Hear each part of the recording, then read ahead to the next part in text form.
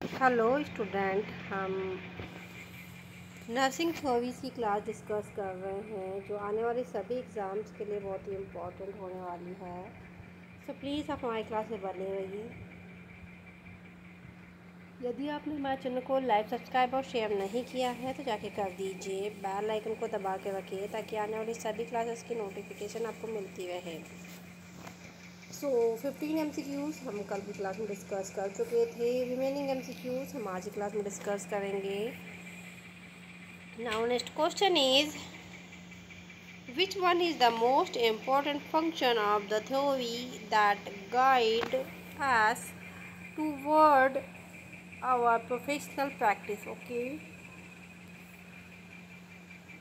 So हमको जो ऐसी कौन सी फंक्शनल थ्योरी है जो क्या है हमको प्रोफेशनल प्रैक्टिस के लिए हेल्प करती है। सो वो है एविडेंस बेस्ड केयर। ओके, क्या है?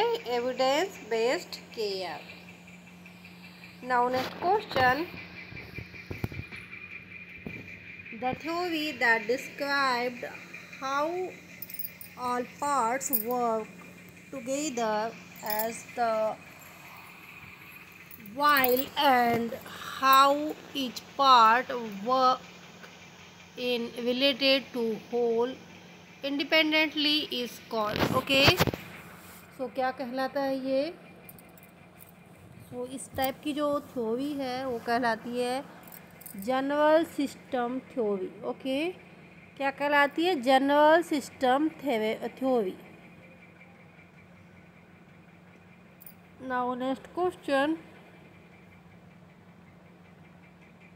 adoption is continuously occurring process in which human adjustment took place internally. This process is related with, so ये प्रोसेस क्या कहलाती है? Biochemical reaction. ओके, क्या कहलाती है? Biochemical reaction.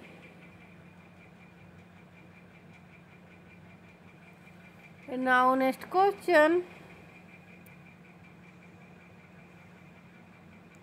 the fundamental components of theory that describe object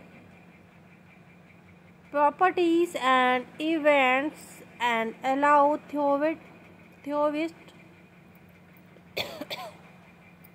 build open his or her study, so that is called concept. Okay, क्या बोलेंगे? Concept. Concept में क्या क्या होता है? डिस्क्रिप्शन होता है, ऑब्जेक्ट होता है, पार्टिसिपेंट्स होते हैं एंड इवेंट होते हैं। ओके, तो ये सारी चीज़ एक साथ क्या कहलाती है? कॉन्सेप्ट। नाउ नेक्स्ट क्वेश्चन,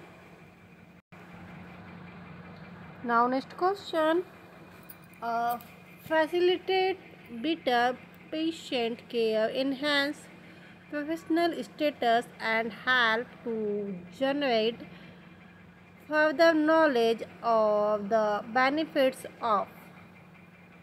सो क्या कहलाएगा ये? बेटर पेशेंट केयर के लिए जो प्रोफेशनल स्टेटस होता है तो वो क्या कहलाएगा? Nursing theory. ओके, क्या कहलाएगा? Nursing theory.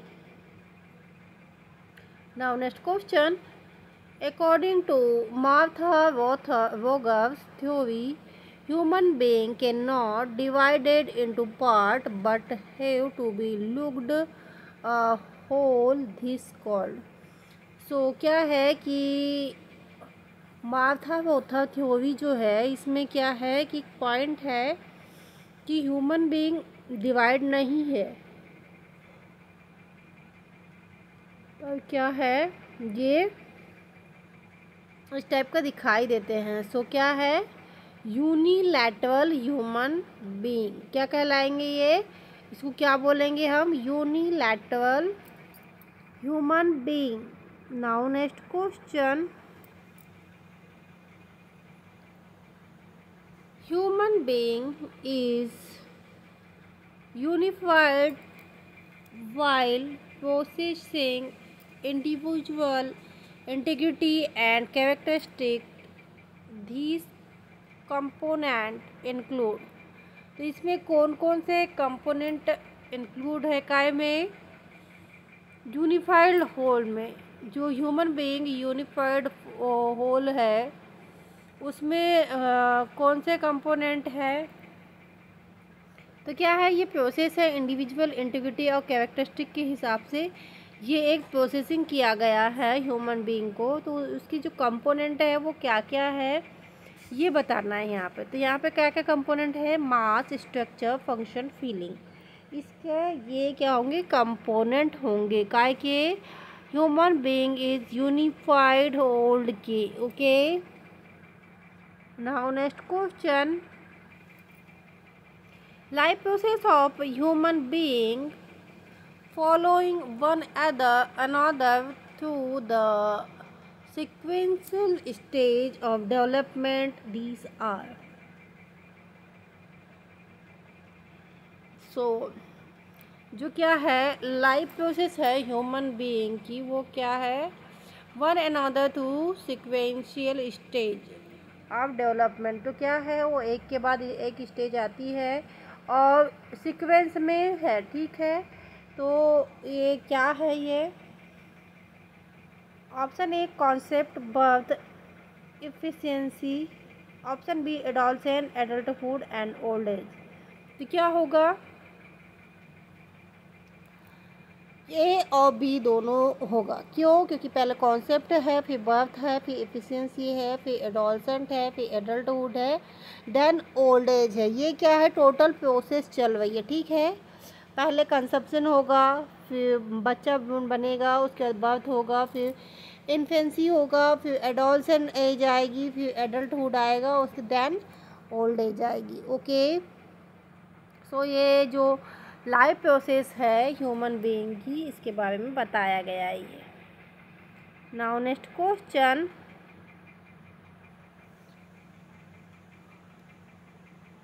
If client blood pressure is high or low, these indicate that environmental status has affected line of defense। Okay, यदि क्या हो रहा है क्लाइंट का ब्लड प्रेशर क्या हो रहा है? हाई हो रहा है या लो हो रहा है? ये क्या इंडिकेट कर रहा है कि जो इन्वायरमेंटल स्टेटस है वो अफेक्ट कर रहा है इसको। तो ये क्या है? ये किस प्रकार का एलओडी है? लाइन ऑफ डिफेंस है। सो ये है फिजिकल सिस्टम, ठीक है।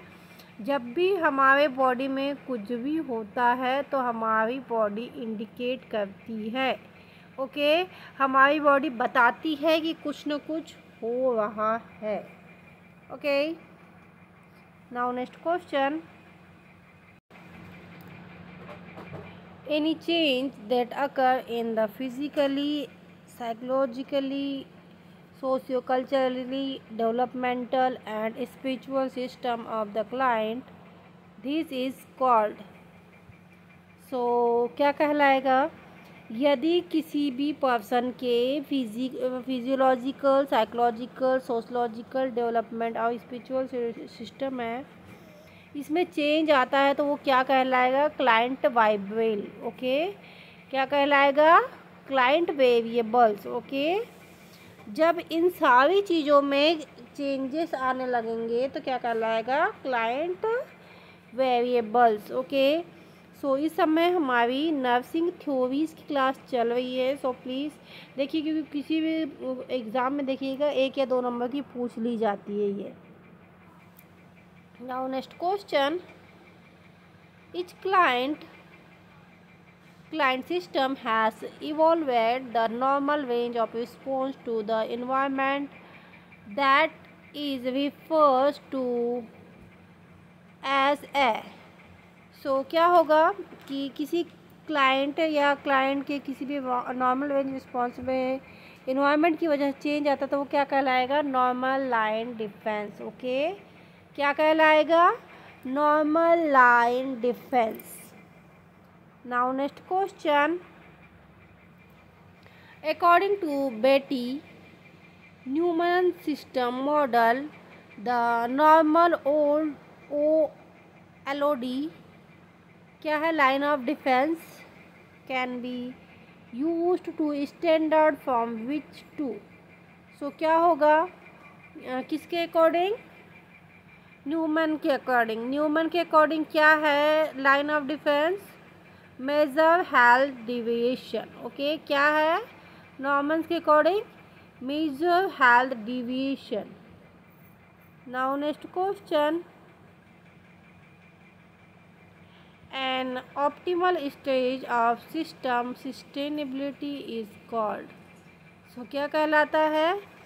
optimal stage of system sustainability, so that is called wellness।